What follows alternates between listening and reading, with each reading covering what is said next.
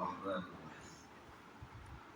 عن هشام عن أبيه رضي الله تعالى أن حسان بن ثابت رضي الله تعالى عنه كان ممن كثر على عائشة رضي الله تعالى عنها فسببته فقالت يا ابن أختي دعه فإنه كان لا ينافح عن رسول الله صلى الله عليه وسلم.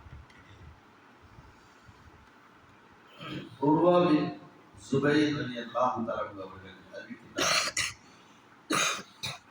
ஹஸ்ஸான் இப்னு Thabit ரலியல்லாஹு தஆலா அவர்கள் அன்னை ஆயிஷா ரலியல்லாஹு தஆலா அவருடைய இல்லத்தில் ஆயிஷா ரலியல்லாஹு அன்ஹா அவருடைய புகழையும் பெருமையும் புகழ் பாடிக் கொண்டிருந்தார்கள். இதை கேட்டுக் கொண்டிருந்த உர்வா பின் சுபைர் அவர்கள் நிறுத்துங்கள் போதும் என்று சொன்னார். அதற்கு அன்னை ஆயிஷா அவர்கள் சொன்னார்கள், வேண்டாம், அவரை ஒன்றும் சொல்ல வேண்டாம் என்று ஆயிஷா ரலியல்லாஹு அவர்கள் அவருடைய சகோதரர் உர்வாவை பார்த்து கூறினார்கள்.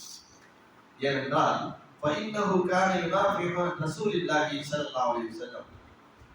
நிச்சயமாக இந்த ஹஸ்ஸான் என்பவர் நபிகள் ஸல்லல்லாஹு அலைஹி வஸல்லம் அவர்கள் சார்பாக எதிரிகளை வசைக்கவே பாடக்கூடியவராக இருந்தார்கள். ஆகையால் அவரை ஒன்றும் சொல்லாதீர்கள் என்று கூறினார்கள். இது முஸ்லிம்ல 4900வது ஹதீஸாக பதிவு செய்யப்பட்டிருக்கின்றது. இந்த ஒரு சம்பவத்துடைய அடிப்படையில் வரக்கூடிய ஒரு நிகழ்ச்சியாகும். என்னவென்றால் ரசூல் ஸல்லல்லாஹு அலைஹி வஸல்லம் அவர்கள் வாழ்கின்ற அந்த காலத்தில் அன்னை ஆயிஷாவை பற்றி பல அவதூறுகள் சொல்லப்பட்டது. ஒரு அவதூறு நிகழ்ச்சி என்று குர்ஆன்ல எல்லாம் என்ன செய்கிறான், ஒரு நிகழ்வை குறிப்பிடுகின்றான். அந்த அவதூறு சொல்லப்பட்டவரில் ஒருவர் தான், அவர் சொல்லக்கூடியவரில் ஒருவர் ஹஸ்ஸான் இப்னு தாபித். சில 4 சஹாபாக்கள் இருந்தார்கள். அதுல ரொம்ப அதிக ஈடுபாடு, அதற்கடுத்ததாக வார்த்தை பிம்பன் கத்தர ஆயிஷா, ஆயிஷாவை பற்றி அதிகமாக சொல்லக்கூடிய ஒருவர் இவர். அலி அவர்கள் இருந்தார்கள், ஹிலால் இப்னு உமையா என்பவர் இருந்தார். இவரெல்லாம் அவருக்கு பட்டுப்படாமல் இருந்தார்கள். ஆனால் ஹஸ்ஸான் இப்னு தாபித் அவர்கள் என்ன செய்தார்கள் என்றால், அதை அவர்கள் டைரக்டாக சொல்லக்கூடிய ஒரு நிலையில் இருந்தார். இருக்கலாம், நடந்திருக்கலாம், நடப்பதற்கு வாய்ப்பு இருக்கின்றது என ஒரு தனியாக ஒரு பெண் ஒரு ஆணுடைய வேறு எந்த ஆணுடைய தொழில் இல்லாமல் அந்நிய ஆணுடன் பயணித்து வருகின்றார் என்றால் இப்படி தவறுகள் நடப்பதற்கு என்ன இருக்கும், சாத்தியக்கூறு இருக்கும் என்று இந்த மாதிரியான அந்த நேரத்தில் பேசிக் கொண்டிருந்தார்கள். இது நிகழ்ச்சிகள் எல்லாமே முனாஃபிக்குகள் கிளப்பி விட்டது. அப்துல்லா இப்னு உபை இப்னு சலாம் அப்படிங்கிற ஒரு முனாஃபிக் தான் இந்த நிகழ்ச்சியவே இந்த அவதூறவை கிளப்பி விட்டது. அதற்கு முனாஃபிக்குகள் என்ன செய்தார்கள், சொல்லிக் கொண்டிருந்தார்கள். ஆனால் அதில் சில சஹாபாக்கள் ஹஸ்ஸான் இப்னு தாபித் அவர்கள், இந்த சஹாபி அவர்கள் மனசுரும்ல என்னதான் இருந்தார், ஒரு நபியுடைய மனைவி, அந்த மனைவியை பற்றி நாம இப்படி ஒரு சின்ன மனசில் கூட தோன்றக்கூடாது. அல்லாஹ் சொல்லும்போது எப்படி சொல்லிட்டான், நீங்கள் உண்மையான மொழிகளாக இருந்தால், யார் சஹாபாக்களை பார்த்திருக்கிறார், நீங்கள் உண்மையான மொழிகளாக இருந்தால் உங்களை நான் எச்சரிக்கின்றேன், இது போன்ற அவதூறான காரியங்களில் நீங்கள் ஈடுபடாதீர்கள் அப்படின்னு சொல்லியிருக்கிறார். அப்ப இந்த மாதிரியான அவதூறுகளை சொல்லக்கூடியவர்கள் ஒன்றாக இருந்ததுனால் அவர்களுக்கும் மனம் ஒரு சின்ன நெருடல் இருந்தது. யாருக்கு, ஹஸ்ஸான் அவர்களுக்கு. நாம இப்படி சொல்லிட்டோம், இதுக்கு அல்லாஹ்விடத்தில் நாளைக்கு தண்டனை கிடைக்கலாம்.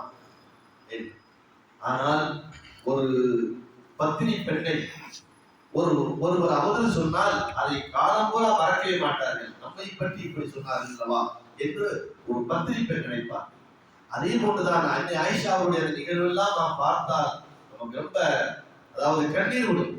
தன் தந்தையிடத்தில் சொல்கிறார்கள், தந்தையே என்னை பற்றி இப்படியா நீங்க நினைக்கின்றீர்கள்? தன் தாயிடத்தில் கேட்கின்றார்கள், என்னை பற்றி இப்படி நீங்க நினைக்கின்றீர்களா?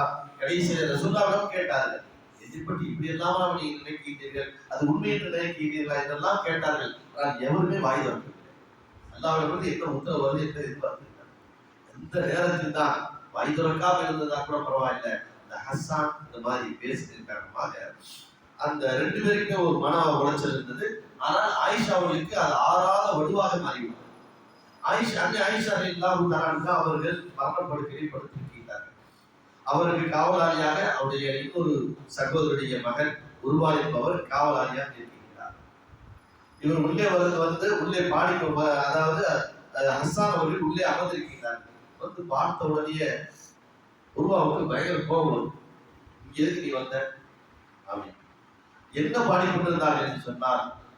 அது ஆயிஷா அவரை பற்றி சொன்னார்கள். ஹஸ்ஸான் ரஸ்ஸான் மா துஸன்னு பி ரீபத்தி வதுஸ்பிஹு கரதி வதுஸ்பிஹு கரதை மின் லுஹுமில் அவாஃபிதி அப்படிங்கிற ஒரு கவிதையை பார்த்தார். ஏன்னா அவன் பெரிய கவிஞர் அல்லவா ஹஸ்ஸான். அதாவது என்ன சொன்னாங்க, நீங்க ஒரு பத்தினி பெண், ஹஸ்ஸான் நீங்கள் ஒரு பத்தினி பெண், ரஸ்ஸான் நீங்கள் மிக புகழுக்குரியவர்கள், மா துஸன்னு பி ரீபத்தி எந்த சந்தேகத்திற்கும் நீங்கள் அவதூறுக்கும் ஆளாகாத ஒரு தூய்மையான பெண். உங்களை பற்றி யாராவது அவதூறு கூறினால் செத்த மாமிசத்தை சாப்பிடுவதற்கு சமமாகும் அப்படின்னு சொல்லிட்டு அந்த கவிதையை பாடுறார். பாடுறதை கேட்ட உடனே நிப்பாட்டு போதும், உங்க கவிதை பாடுறது போதும். அப்ப உடனே என்ன செய்யறாங்க, அந்த ஆயிஷா அவர்கள் உருவாவை பார்த்து சொன்னார்கள், உருவாவே வேணாம் சொல்லலை அப்படின்னு சொல்லிட்டு இந்த மாதிரி இவர்களை பற்றி அல்லாஹ்வுடைய தூதர் சொல்லியிருக்கிறார்கள். ஜிப்ரீலுடைய அந்த நாவை கொண்டு, ஜிப்ரீலை கொண்டு அல்லாஹ் இவருடைய நாவை அதாவது உறுதிப்படுத்துவானாக அப்படின்னு துஆ செஞ்சிருக்கிறாங்க சொன்னா.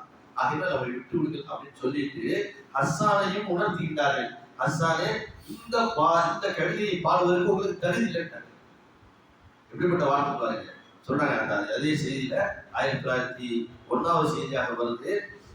வல்லதி தவல்லா கிப்ரஹு மின்ஹும் லஹு அதாபுன் அதீம் அப்படின்னு குர்ஆன்ல அந்த யாரெல்லாம் அவதூறு சொன்னார்களோ அவரை பற்றி அல்லாஹ் கண்டித்து சொல்லுகின்றான். அப்படி சொன்ன அந்த வசனத்தை சொல்லிவிட்டு ஃபகுல்து லஹா லிமன் தஅதைத ஃபகால் ஆயிஷா அவர்கள் சொன்னார்கள், லாகின்னக லஸ்த கதாலிக ஹஸ்ஸானே நீ அப்பா இப்ப நீ கவிதை பாடல, இந்த கவிதை நீ அன்னைக்கே சொல்லியிருக்கணும்.